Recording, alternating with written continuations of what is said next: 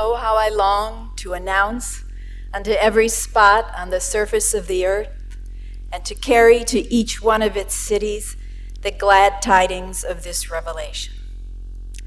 Those words of Baha'u'llah himself have inspired countless believers to leave their homes and to enter that special field of service, pioneering. Now, what does that call mean for us now as we strive to fulfill the aim of the 5-year plan, this latest chapter in the divine plan? Friends, there are so many aspects to the topic of pioneering. I will try to discuss a few major themes. Pioneering in the context of the framework of this plan, the needs of clusters, and some of the spiritual dimensions of pioneering, including the qualities of a pioneer. Now, in its pioneer call of 9 March 2007, the Universal House of Justice refers to the challenge of establishing 1,500 intensive programs of growth around the world. And it asks us, each one of us, to consider what our participation will be in this mighty enterprise. So the House of Justice in that message is, when it refers to this mighty enterprise, it is speaking of achieving this goal of 1,500 intensive programs of growth. And that is what the context for this talk is and why we have that title for this evening's presentation. Pioneering, whether on the home front or internationally, is clearly linked to the systematic moving of clusters and to achieving this goal of intensive programs of growth. Now, you know, sometimes when we speak to the pilgrims or when we're traveling, believers come up to us afterwards, after talks or whatever, and often I've been asked the question anyway, or they say, we understand that pioneering isn't important anymore. What they're usually referring to is international pioneering. Well, just to give some perspective, one perspective, we can go back to this statement from Shoghi Effendi, which was in Citadel of Faith, where he said, "The flow of pioneers will presage and hasten the advent of the day, which will witness the entry by troops of peoples of diverse nations and races into the Baha'i world." So the Guardian makes the connection between the flow of pioneers and entry by troops. But we can look at some statements, very recent statements of the Universal House of Justice that are extremely relevant to this question. In the message of 27 December 2005, which, as you know, is the blueprint for our 5-year plan, the House of Justice, near the end of the message, discusses the various measures that are needed, the methods and instruments, in order to advance the clusters, advance the process of systematic growth. And then it says this: equally important will be the support lent to a cluster through an influx of pioneers. So that, I think, answers the question about whether it's important. Equally important will be the support lent to a cluster through an influx of pioneers. Then the message goes on to say this: we cherish the hope that many will be moved to render this meritorious service during the next plan, which means now, whether on the home front or in the international field, an act that in itself attracts untold blessings.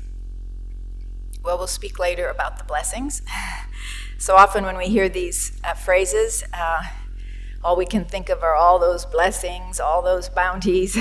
But we have to, each of us, carefully consider whether, in fact, the way in which we can best serve the faith, and specifically the aim of this global plan, is by becoming a home front or international pioneer. You know, all through our lives in making decisions, our service to the cause should be the context for those decisions. I'm not telling you anything new. Obviously, that's the whole underlying philosophy and purpose of the Serving the Divine Plan program. And tomorrow you're going to hear presentations on life of service, if you haven't already. But I just think it highlights the importance of consulting with institutions of the faith, with family and friends, so that we can make the best choices with regard to the opportunities before us in serving the faith. Then, if through personal reflection and consultation, we decide that we can arise to pioneer, the House of Justice advises us in this way, again from the 9 March 2007 call for pioneers. If you haven't read that, you certainly should. Friends responding to the call for pioneers are encouraged to turn to the institutions as a first step. Okay, not when you have your ticket and you're heading on the plane. As a first step, it says. This will help them determine where their services can be most effectively directed. So it seems two key questions are, is pioneering the right service for me at this time? And if so, where can I best be utilized? Now, as we could see from the excerpt from the 27 December message, pioneering is important. But we have to also think about the fact that there are new circumstances and new requirements in relation to pioneering. You know, in a sense, I think when the House of Justice talked about that new state of mind at the beginning of the 4-year plan that was required on the part of institutions and believers in relation to growth and administration, I think it applies to pioneering also. One thing we can be sure of is that pioneering should fit into our framework for action. And in the earlier chapters of the Divine Plan, there were different dimensions and emphases to pioneering, and that's very much the case now. The House of Justice, in that same 27 December message, which you're all very familiar with, of course, integrates pioneering into the framework of action. It explains it in this way.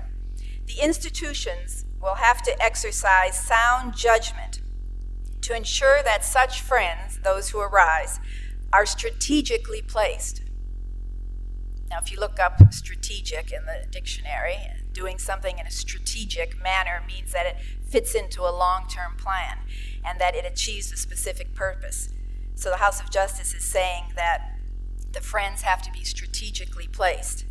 It then goes on to say, priority should be given to settling short-term and long-term pioneers in those clusters that are the focus of systematic attention, whether as a means of reinforcing endeavors to lay the groundwork for accelerated growth or stabilizing cycles of activity underway.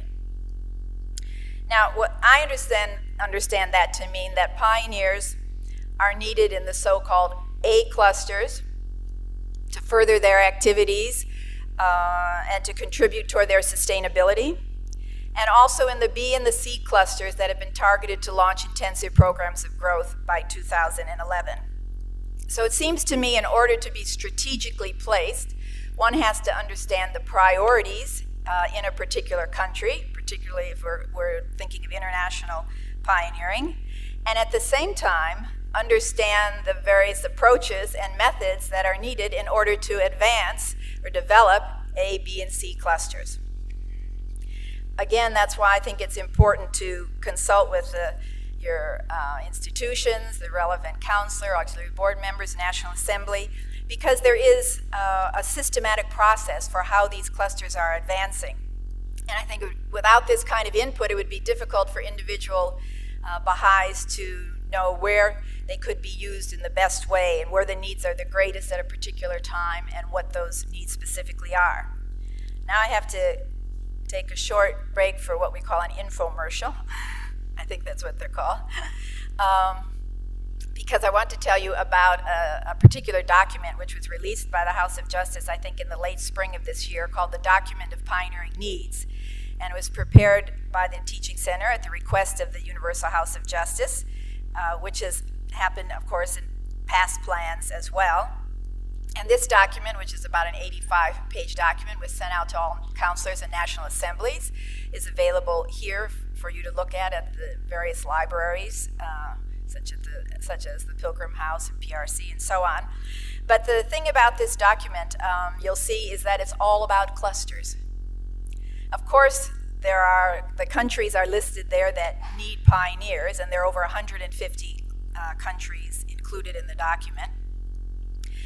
But within those countries, it's very explicit as to what are the particular needs in order to advance the clusters that are receiving the focus of systematic attention. So when you study that document, and it's very, I think, helpful even for homefront pioneers, if your country is listed in that document, it's very good, gives a very good description of what the needs are for different clusters, possibly in your own particular country, which would also give you some insight into the homefront pioneering needs. But you'll see that you can get an idea, well, what, besides the particular clusters that are in need of assistance, what kind of assistance do they need? Do they need more children's class teachers? Are they trying to get junior youth groups underway and they need more animators? Of course, every cluster needs good teachers of the faith, but what does that mean to you in practical terms?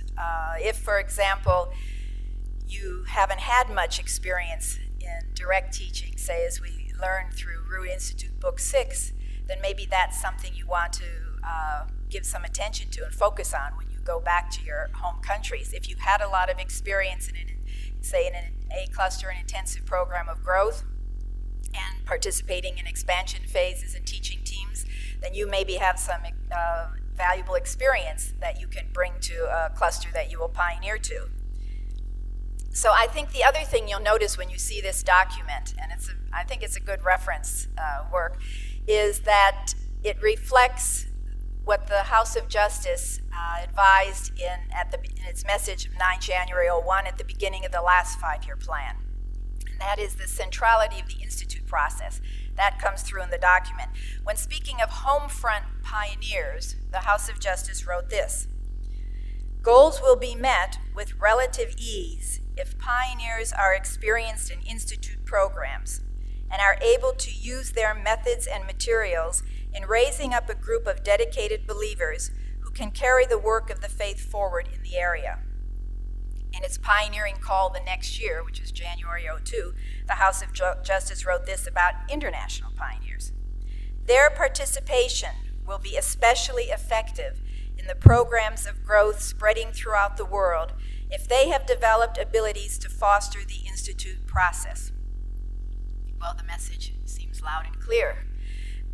Whether a home front or an international pioneer, you'll probably be more effective if you have completed the sequence of courses and can initiate core activities, have the skills to enable you to implement the framework of the plan. Now, does that mean if you haven't completed the sequence of courses, you can't go pioneering? No, I didn't say that. So don't go away from here and say, well, Penny Walker said that we can't go pioneering if we haven't finished the sequence of courses.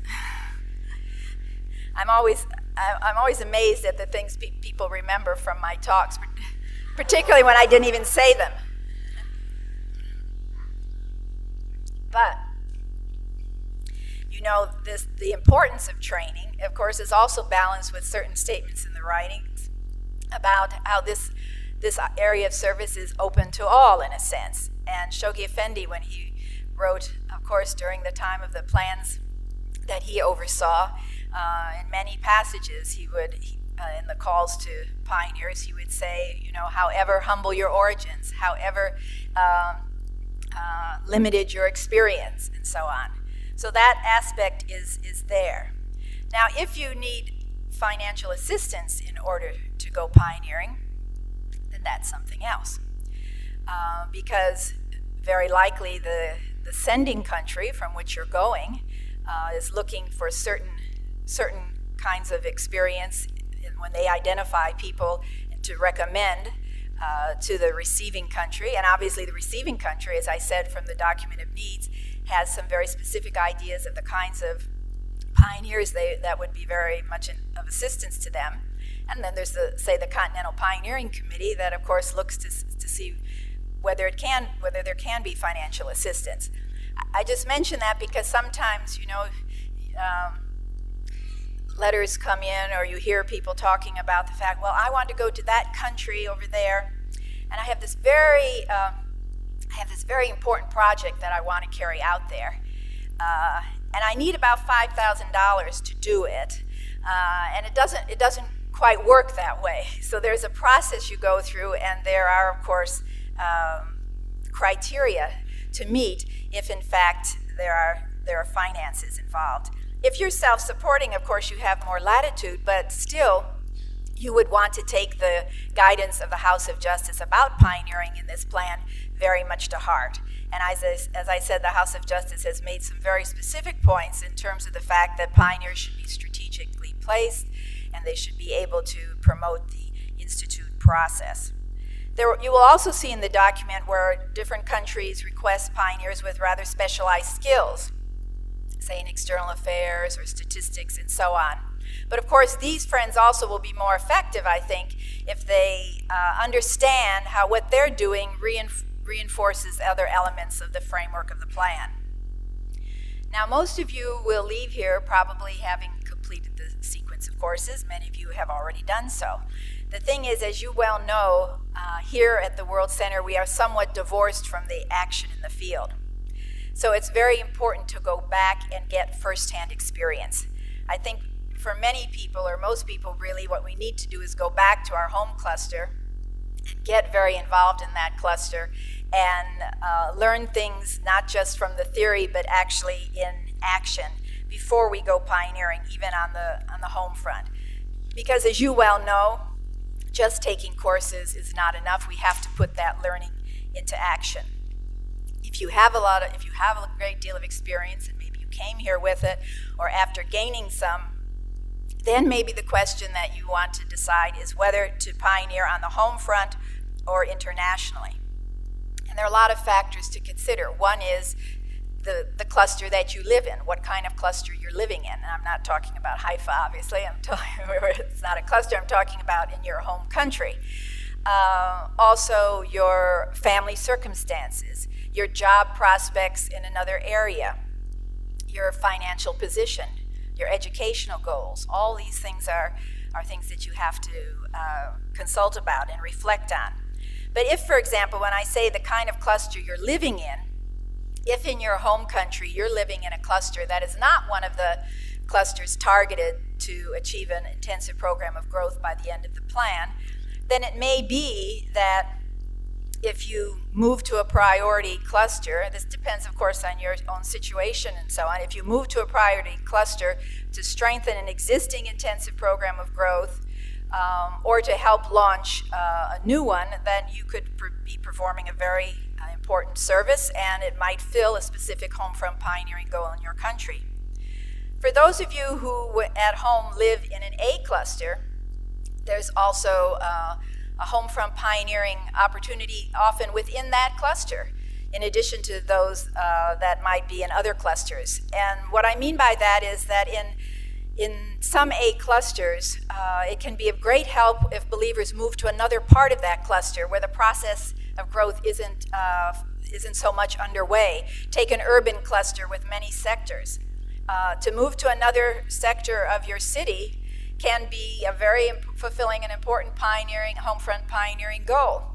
I know in my travels, what I've sometimes noticed is that often the areas or neighborhoods in a city or areas in a cluster where very receptive populations live, we don't have Baha'is that live there.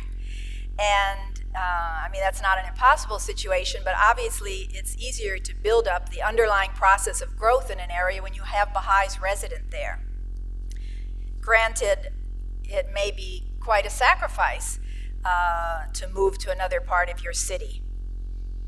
It's less convenient for work, it's less convenient maybe for school, it's not as an attractive part of the city as what you're used to or whatever, but I don't know, Baha'is are often ready to move to the outer reaches of the planet, or they say they are, but find it difficult to move a few miles down the road, and that can often be a very great service. So my main point is that home front pioneering is a high priority in this plan. And it's also, if you have in your long-term vision or your short-term vision the desire to pioneer internationally in the foreign fields, it's a very good experience to help build up a community and gain that experience before you go to another country. Now, before discussing some of the spiritual dimensions of pioneering, I just wanted to say something else about the call for pioneers in this plan, and specifically what's described in the document of needs.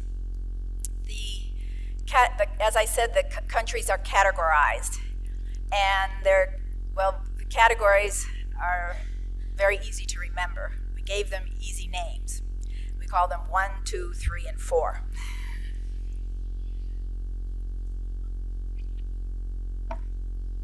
First, you should understand that one category is not more urgent in terms of the pioneering needs than another category. In other words, category 1 is not the most pressing needs and category 4 the least. That's not how the descriptions of the categories are written. They're quite different from years past, and it's important to read those categories because it gives you kind of the broad context of the conditions and needs of particular countries. And then the second thing you'll notice is that not all countries are in the document. There are over 150 countries or around that number, but not all of them are there. Now, for example, some of them are not included in the document because, traditionally speaking, we would not call them, or we might refer to as receiving countries. In other words, countries like the United States and Germany, the United Kingdom, Australia, Canada, those are not countries for international pioneering goals. So if those were at the top of your list, you can just cross those off. Now, some of you will see that the country that you're from and that you live in, whether it's Bolivia or India or Ghana or Fiji, those countries are in the document. And as I said, there's a good deal of information there. You might say that to yourself, well, wherever I go when I leave here, I will serve. And of course, that's true, I'm sure. For one thing, whatever cluster we live in, whether we go pioneering or not, whatever cluster we live in, we should know what to do because we have the framework for action in how to promote a process of systematic growth. We know how to serve. And of course, I'm speaking to an audience for whom service to the faith is very important. But I feel, and this is just my personal understanding, that our service to the cause is elevated to a higher level when sacrifice is involved. And for some of you, the greatest sacrifice will be to return to your home country.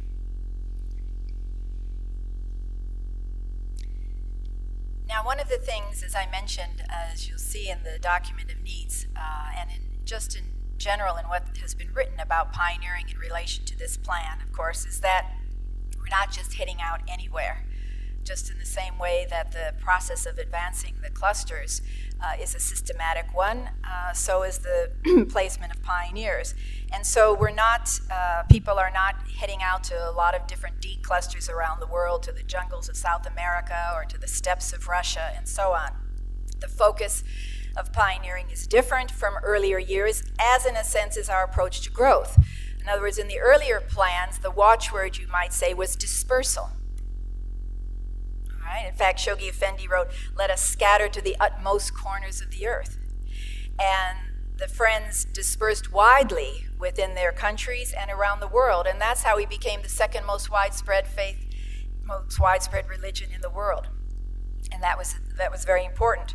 But now, as the House of Justice said at the beginning of the last 5-year plan, the object is to achieve the penetration of a cluster, to increase the number of avowed believers in an area, and to create a pattern of activity that fosters sustained growth.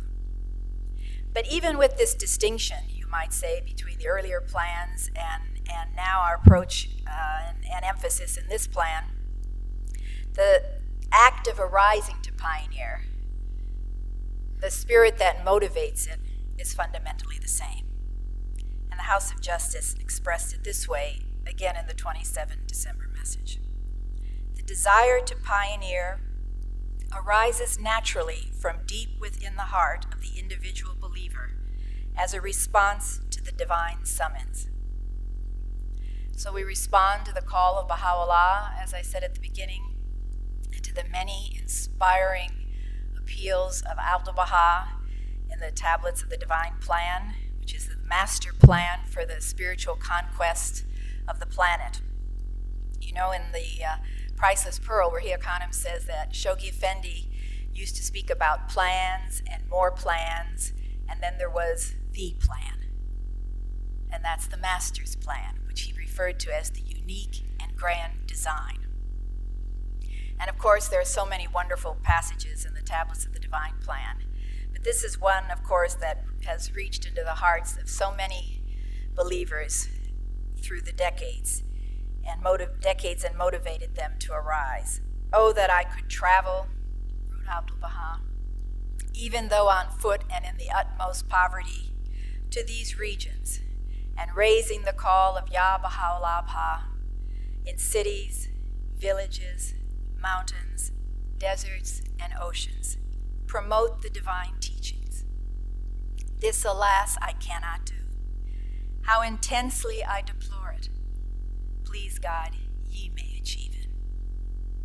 And of course, inspiring calls like this are what led to the sacrificial pioneering and travel teaching efforts of early teachers, exemplary souls like Martha Root and Marion Jack. And of course, these writings were the backdrop for the many stirring appeals made by Shoghi Effendi when he began the systematic prosecution of the Master's grand design in his first 7-year plan, second 7-year plan, and then ultimately the greatest pioneering campaign of all, the 10-year crusade, 10-year world crusade. You know, one could spend a whole weekend talking about the 10-year crusade, but no talk on pioneering can happen without speaking about that crusade. The Guardian referred to it as the epochal, global, spiritual, decade-long crusade. At no other time in Baha'i history was there such a compelling call to arise, nor was there such an outstanding response. There were so many messages from Shoghi Effendi during these years to address to the believers and encouraging them and inspiring them to arise. Here's one brief one. He wrote, I appeal to members of all communities to arise and enlist in the army of Baha'u'llah's crusaders, ere the present opportunity is irretrievably lost. In another wonderful passage from Citadel of Faith, which, as you know, contains some of Shoghi Effendi's last messages to the American Baha'i community, Shoghi Effendi wrote to the believers and said that there were legions in the Abha kingdom waiting to pour forth their celestial strength on those who would arise to participate in the 10-year crusade. And then he continued in the letter, he said, it is therefore imperative for the individual American believer, particularly the affluent, the independent, and the comfort-loving. Well, I'll tell you, friends, when I read this, I knew he was addressing me. Seriously, there was no escaping it.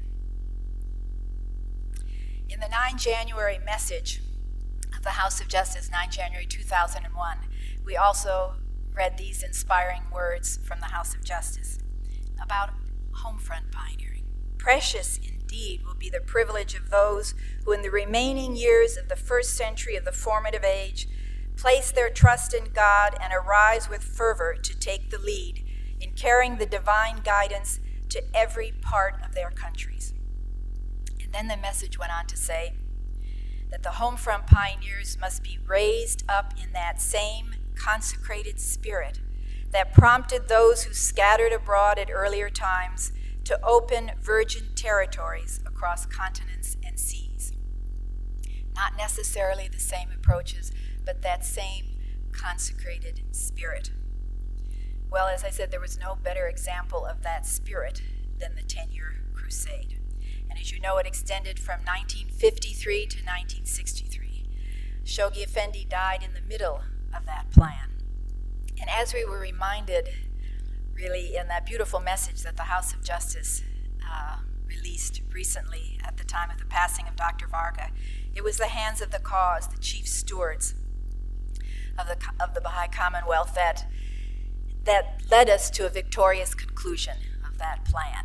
And Dr. Varga himself, who traveled tirelessly to promote the goals, to fulfill those goals of that plan.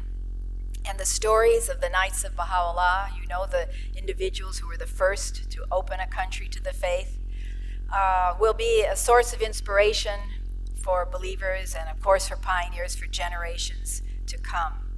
You know, I think each story, each account of theirs in opening a particular country, the obstacles they faced, the challenges, the humor, each one is really an inspiring story unto itself.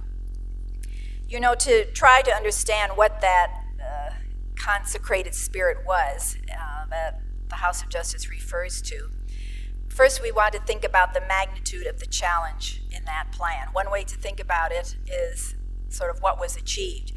When Shoghi Effendi gave that plan to the Baha'i world in 1953, there were only 12 national spiritual assemblies. Shoghi Effendi describes himself what happened in the first period of the plan.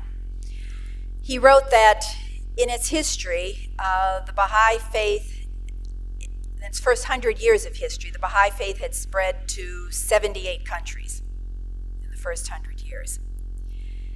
And in the first year of the 10-year crusade, in that single year, it spread to 100 more. So you can just imagine the outpouring of energy and spirit and devotion that were associated with that plan, and the spirit of sacrifice. Of course, the pioneers took as their source of inspiration and courage, which is what so many of them demonstrated. They came from words like this from Baha'u'llah in the Gleanings. They that have forsaken their country for the purpose of teaching our cause, these shall the faithful spirit strengthen through its power. A company of our chosen angels shall go forth with them. And when you read some of their stories and experiences, you feel that a company of chosen angels must have been going forth with some of these believers in what they were able to achieve. Of course, they were also galvanized by the vision of Shoghi Effendi for that plan, because this was the plan that was going to make us a world faith, a truly global faith, and that's what was achieved. And by 1963, not only had the faith spread to more than 200 countries, but there were 44 more national spiritual assemblies. But I want to just share with you one story of one of these Knights of Baha'u'llah. And it's a story that some of you have probably already heard. And I've, of course, heard it told to me many times before I went pioneering.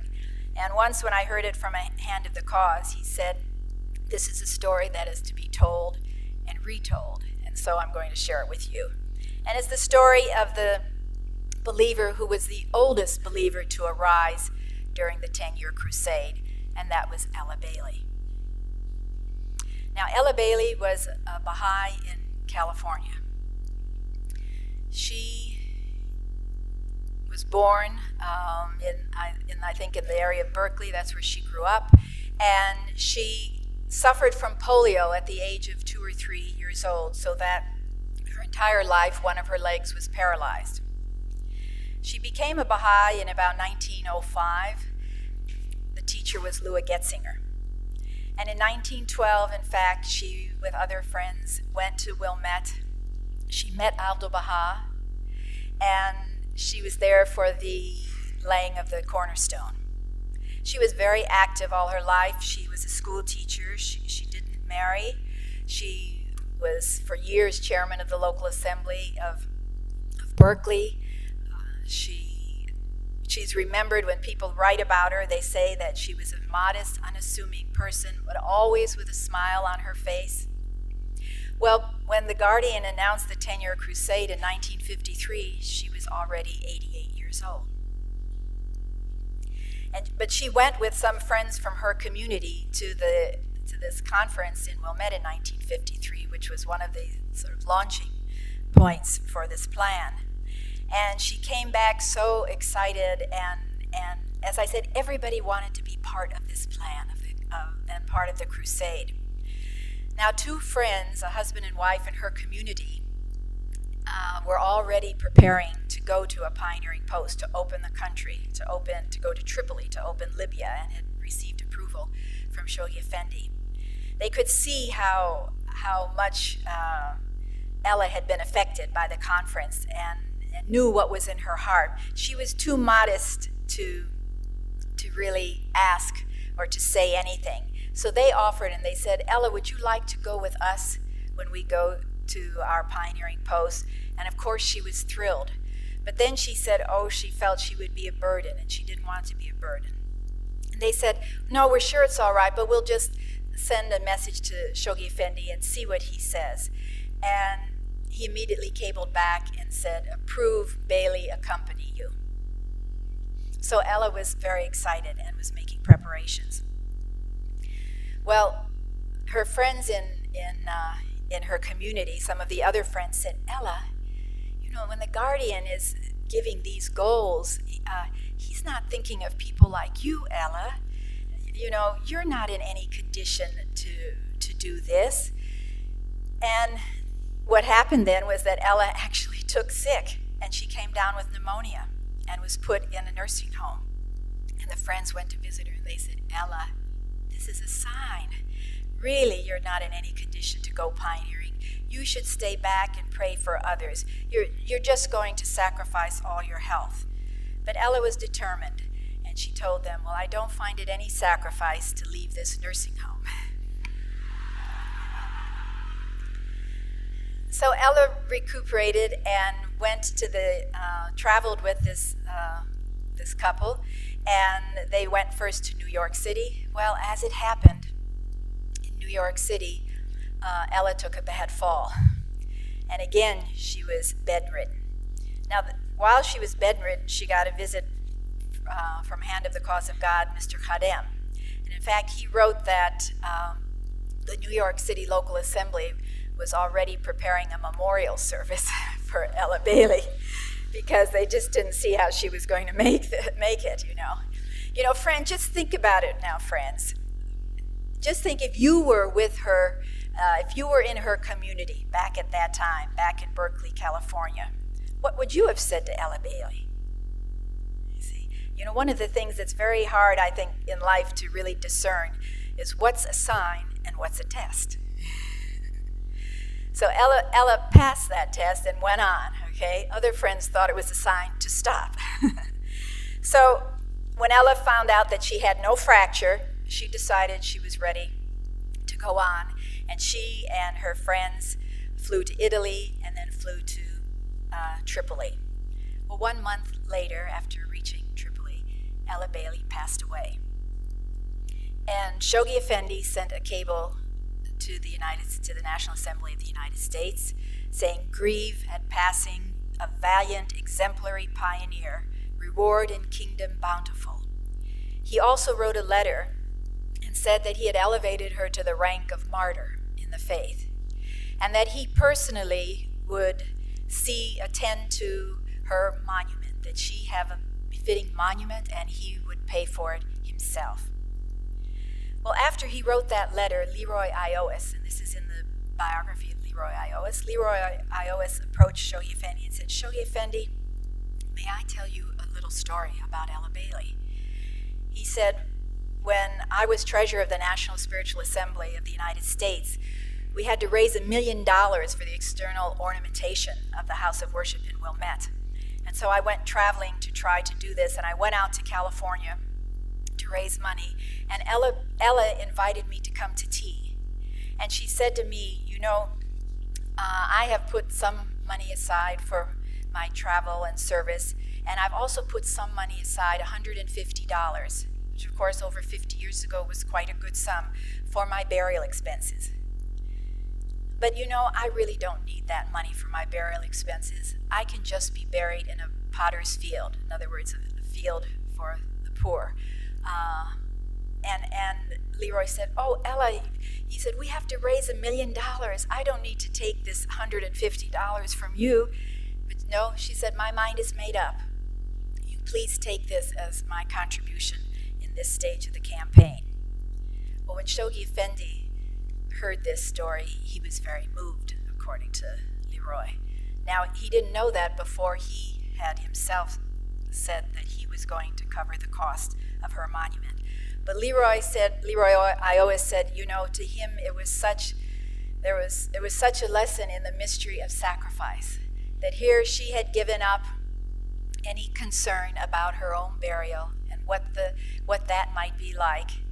And ultimately, as it turned out, that her monument was going to be purchased and attended to by Shoghi Effendi, the sign of God on earth.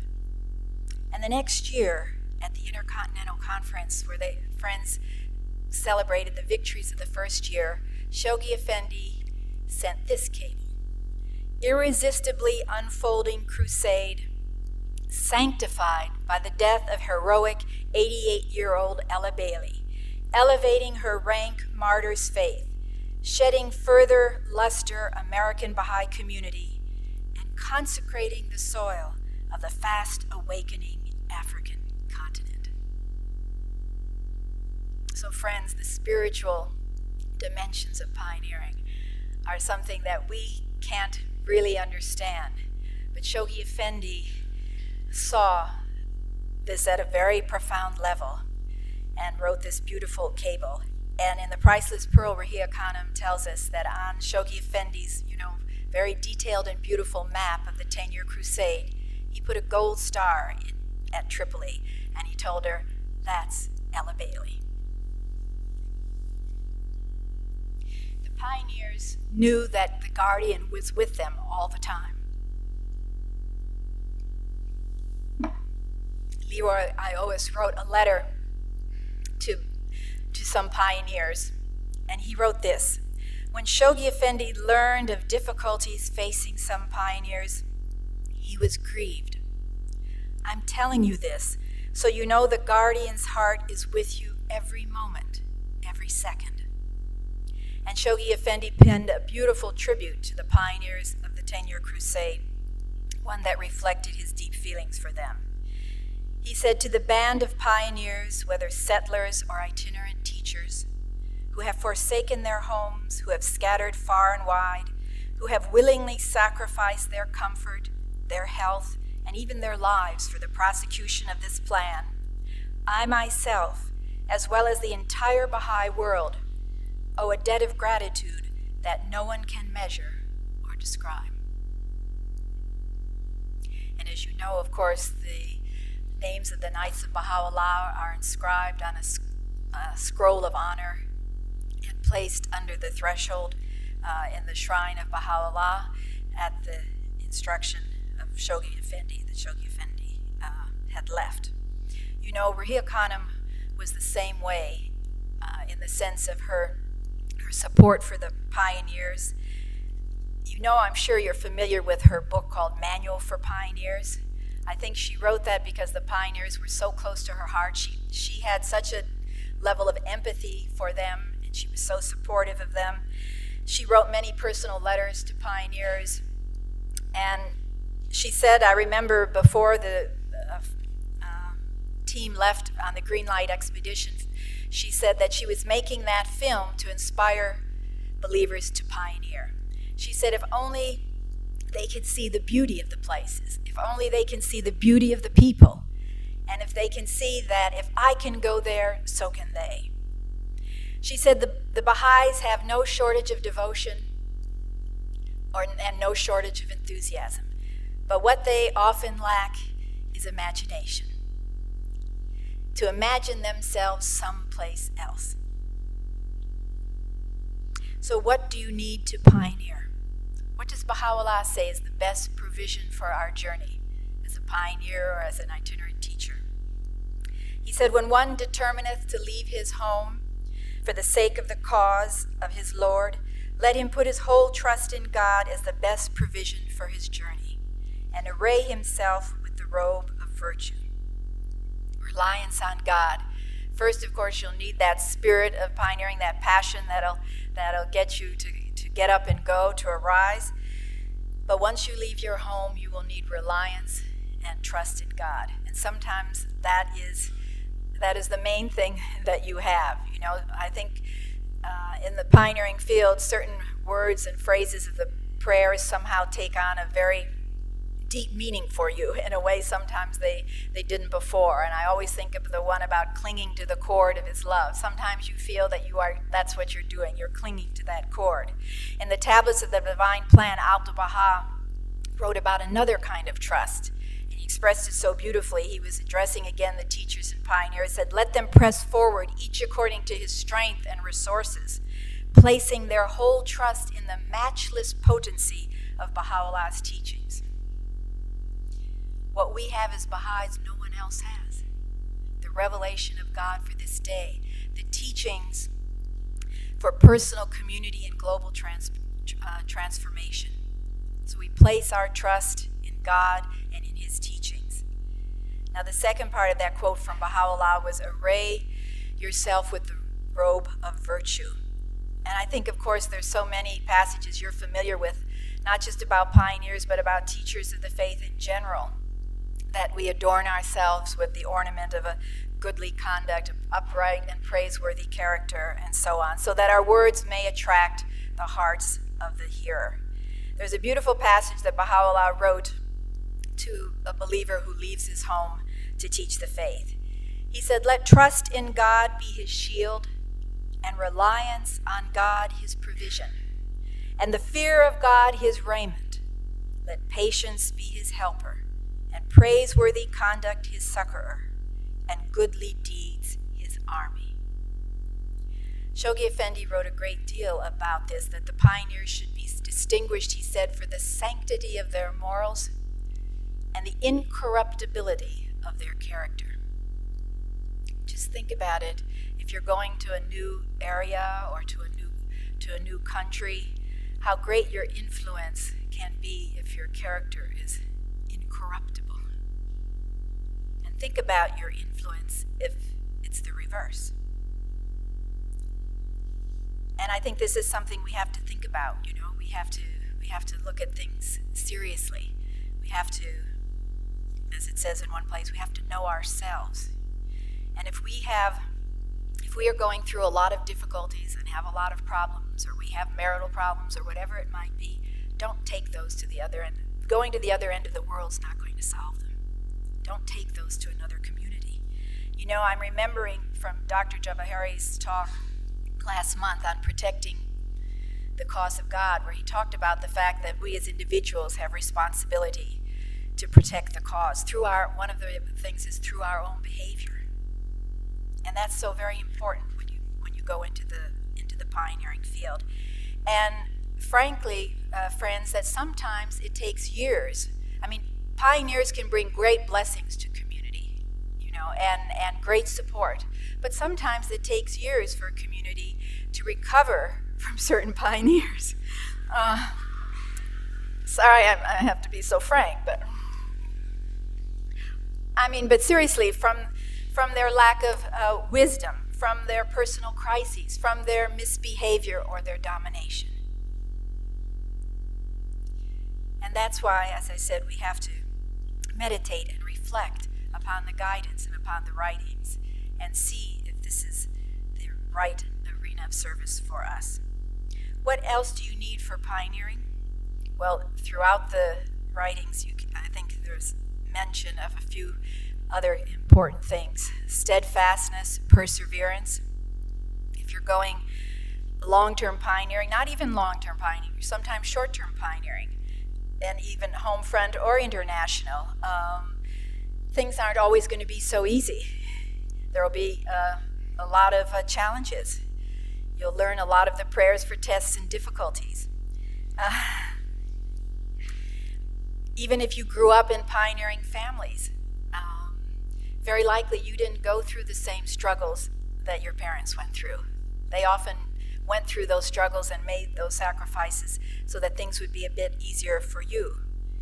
And I said home from pioneering, there can be challenges. You think about if you're in India and you're going home from pioneering from, say, a cluster in Kerala up to Darjeeling, it's going to be a big challenge. There's a lot of differences. It's like going to another country. It's a different language, it's a different climate, it's a different culture, a different cuisine, I should say, maybe, rather than culture. But there are challenges even moving sometimes within your own country, in addition to when you go to into the international field. I imagine there will be a number of times that you'll say, where were all those bounties we were promised? But I don't know, I think that, and I think probably a lot of people who have been pioneers would say that 90% of the challenges and difficulties you face can often be solved through perseverance. And you know, one of the things that Shoghi Effendi emphasized so much in his letters, and of course later Ruhiya Khanum, was the importance of staying at your post. This was something that was very much, of course, in the ethos of the early plans, and then of the early plans of the House of Justice as well. And so many letters from Shoghi Effendi, written on behalf of the Guardian, touch on this. But I just want to read one excerpt, because this very much, I think, was in the thinking of so many pioneers that went out in the 50s, 60s, and 70s. Each pioneer must feel his responsibility very heavily and understand that his calling is far above the average service, and his duty to remain at his post a very pressing one indeed. Now, I'd like to just tell two short little stories that I think give a feeling of this idea of remaining at your post. We had some American friends who were Knights of Baha'u'llah to a country in Europe, and they had quite a good situation there, in that the husband was teaching at a college, at the local college where they settled, and everything was going fine. And then he got a notice from the Selective Service, which is the draft, which in the United States means that's when they had the conscription, and he was drafted into the armed services, and he had to leave within so many months. So they were heartsick about this, but they immediately sort of got into gear and found some friends back in the States who were willing to take their place, not only in that very town, but the husband of this other couple was also a professor, and he would be taking that same position that this pioneer was vacating. So they were so relieved, and they immediately wrote to Shoghi Effendi and said how regrettable it was that they were going to have to leave, but this is what they had arranged. They got a cable back from Shoghi Effendi right away, which said to remain at your post until the new pioneers come, so as not to break the spiritual continuity of pioneering. They said that stayed with them for a long, long time, what the significance of that was. I'll tell you one other little short story that I think also illustrates this point. And this one I heard from Ruhiya Khanum directly, and she talked about the fact that Shoghi Effendi used to carry in his breast pocket a little black book where he had all the names of the pioneers just during the 10-year crusade, all the names of the pioneers in their countries and so on. He knew where everyone was, and he kept that here. And one night at dinner, I think it was Mr. Ioas, I can't recall, but came in and said that from the correspondence that day he had learned, and he told this at the table, that 2 pioneers had to leave their posts. And so Shoghi Effendi took out his little book and he crossed out a name, and then he put it back in. And Ruhiya Khanum said, Shoghi Effendi, Mr. Leroy said there were 2 pioneers that had to leave their posts. And he said, I think one is all I can manage for one day.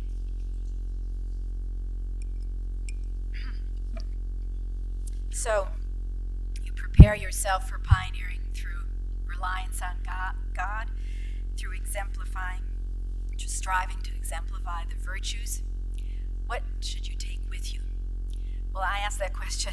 It's kind of a rhetorical question, but I asked it before I could answer it myself. In one seminar I was in, someone said, "Are Rui books?" I said, "Well, that's a good answer," but I was thinking of some intangibles.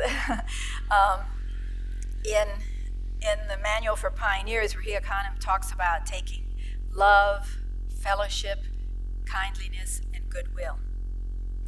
It reminds me of that short prayer for teaching, that lovely prayer for teaching from Abdul Baha, which begins, "Aid thou thy trusted servants." that short prayer. And then it goes on and it says, help them to spread among all the nations the light of guidance. Well, the way it begins is, aid thou thy trusted servants to have loving and tender hearts.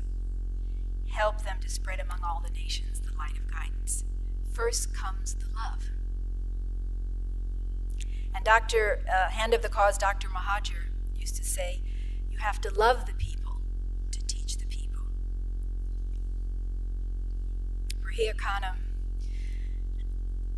closed this section about important qualities and attributes to take in pioneering with the importance of unity. First and foremost, she said, be a source of unity. Certainly what they don't need when you go to a new cluster or you go to another country is to take contention. You know, in the institution of the counselors, the House of Justice says we have to strive to combat the age-old habit of conflict and contention and criticism. That's not what we want to take. We want to take unity. We want to be a source of unity. Unity is like the sun. We say so powerful is the light of unity, it can illumine the whole earth. Unity has a life-giving effect on everything. And without unity, things wither and die. You know, other important qualities for all of us as teachers or pioneers is detachment, humility. I think a watchword when you go to your home front pioneering or international pioneering post is to listen and learn. You go there to assist, to support, not to change everything in the way people are doing things. You know, to a certain extent, you're a guest in that country, even if you're there for years and years. When you go to someone's house as a guest, you start changing all the furniture around and saying it should be this way and it should be that way. I think we all have to, in the pioneering field, really think about and strive to let the local people develop and come to the forefront. That's another thing that Dr. Mahajer used to say, was that pioneers should be as the wind in the sails. So we go as servants to the community, and not striving to be leaders. When to pioneer? That's another question. Well, again, if you read what Rahia Khanum has written, you know, she said that the opportunities before us now may not be there tomorrow. And some of the services we can render now will not even be possible in some years ahead. And that's very true, of course. I mean, there's a lot of truth to that. But also, you know, each of us has to really reflect on this on our own, or if we're married as a couple or a family, we have to make our own individual decision. And sometimes we can look at our life of service in phases. And now you're serving here, there's a chance to go back to your home communities, serve in your own cluster, gain experience. Maybe there's a phase in your Baha'i service for home from pioneering, and maybe there's a phase for international pioneering. For others, that vision and that passion for international pioneering has sort of always been there, and they're ready to act on it now. But this is something that we have to really reflect on and decide for ourselves as individuals. You know, at the time of the Shoghi Effendi and his global plans, and this account is given in Priceless Pearl, he said, you know, he hoped that the Friends didn't feel that he was personally putting pressure on them. He said, there is no pressure other than the pressure of historical circumstances. Isn't that what we have now? You know, sometimes I see that image in my mind of that statement that the Guardian wrote of the sands of a chaotic, despairing civilization are running out. The sands are running out. So there's that pressure of historical circumstances. There's another kind of pressure that I know we feel at the Teaching Center, and that's this goal of 1,500 intensive programs of growth.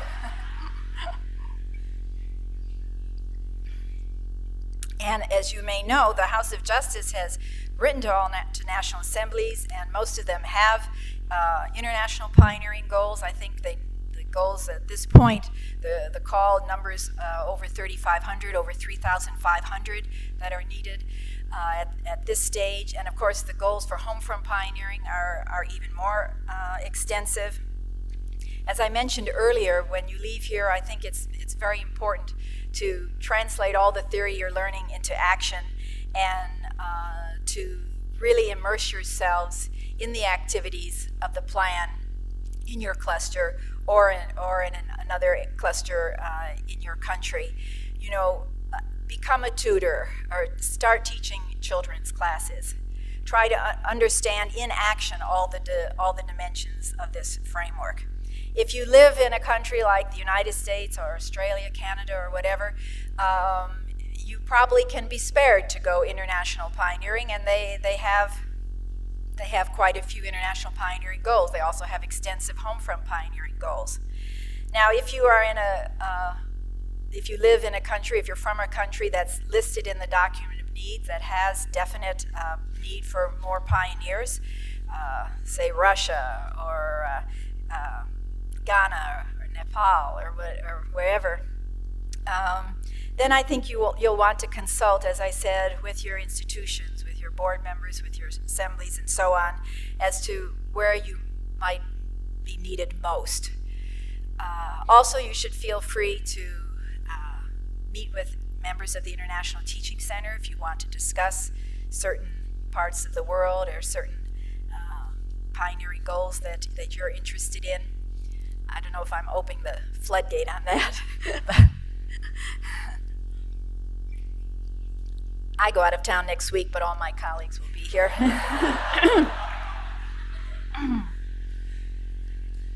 You know, pioneers can bring a lot of capabilities and talents to a place. They can achieve a tremendous number of things. But if you're from one of these countries that is listed in the document of needs, you just have to also have to remember and remind yourselves that no pioneer can know your culture as well as you know it. No pioneer is going to learn your local language as well as you know it. No one is going to be able to do quite what you can do. And I just want to share this excerpt from a letter written on behalf of The Guardian that comments on this point. Great as are the services rendered by pioneers, and unforgettable as are the deeds they accomplish, they cannot take the place of the indigenous element which must constitute the bedrock of the community. Friends, the tasks of this 5-year plan are as great and as awe-inspiring as the tasks of the earlier chapters of the Divine Plan. We are to bring the transforming influence of the Institute process and a rich spiritualized community life to people in hundreds of clusters and eventually thousands of clusters between now and 2021. And we also have the many thousands where we don't have Baha'is even settled as yet. And of course, it's beyond now opening places to the faith. What we're striving, obviously, to do is to lay a strong foundation for a new civilization. You are, in fact, potential civilization builders wherever you go. If you do arise to pioneer, be inspired by these words of Abdu'l-Baha in the tablets of the Divine Plan, addressed to those responding to his call. Should you be aided to render such a service, rest ye assured that the diadem of everlasting sovereignty will be on your heads, and at the threshold of oneness, you will be the favored and accepted servants.